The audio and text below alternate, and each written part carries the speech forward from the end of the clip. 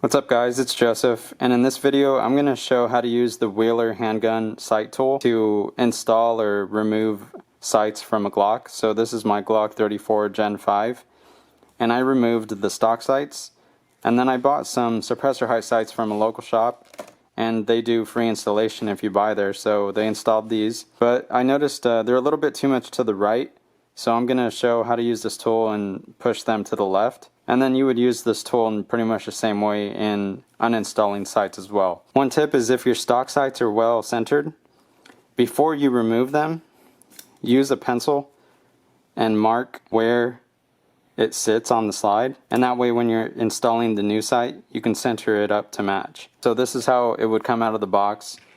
You're going to take these out, some washers. And then on the top half, we have the pusher block. So the pusher block has two sides. Right now it has the flat edged side facing down. I'm going to use that because my sights that I need to adjust have a flat edge on the bottom part right here. If you're removing the stock Glock sights, then you'll need to flip this around. And you just do that by taking out these two screws. These are 3mm hex screws in there. Flip it 180 degrees, screw it back in. And then your angled feet would be the ones that are pushing on the angled stock sight. Over here we have a height adjustment screw, and this controls how tall the top half is. You're going to want to screw this all the way in. And then over here we have some feet. Whenever you're doing the final adjustment, you're going to want to make sure that these feet are parallel with your slide, so that it's 2 feet on your slide like that. It should only be like this if you're adjusting a 1911, because that has a rounded slide on it. And this is the bottom half. You're going to want to spin this around. The instructions recommend having the flat bottom facing towards you. And then these are probably going to come like screwed in randomly. What matters is which way are we going to push the sight. So in this case, I want to push to the left. So I'm going to flatten out the left side. So I'm going to unscrew these all the way until they're flat. And now at this point, you might want to inspect, is the screw flush with this wheel, or is it sticking out a little bit? In this bottom one, it's completely flush, but in this top one, you probably can't see, but the screw is sticking out a tiny bit, and I don't want that screw to scratch my slide. So I'm going to spin this clockwise like 1/8 of a turn. And now I can see that it's flush. So now I can go ahead and take my slide, and I'm going to want to line up the front of the sight with the bottom of the base, about like this. I'm going to go ahead and finger tighten these two screws right here.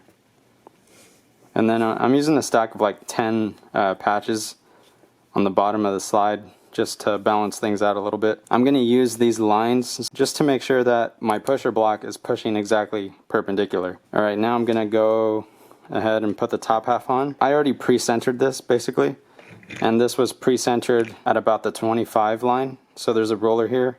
Let's go ahead and look at this.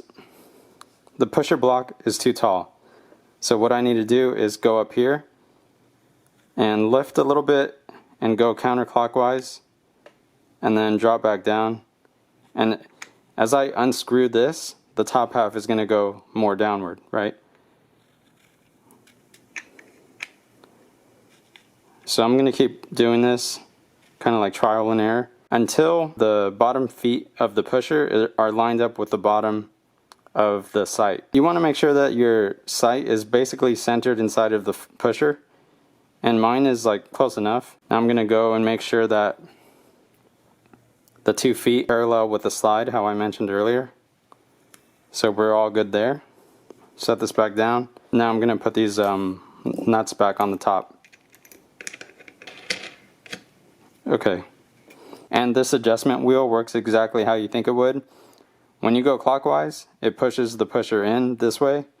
And when you go counterclockwise, it moves that way. Now I'm going to go clockwise, and that's pushing the way that I want. I'm going to double check that I'm not going to scrape the top of the slide, and that looks good. Now I'm going to, gently use the pusher and push my slide over.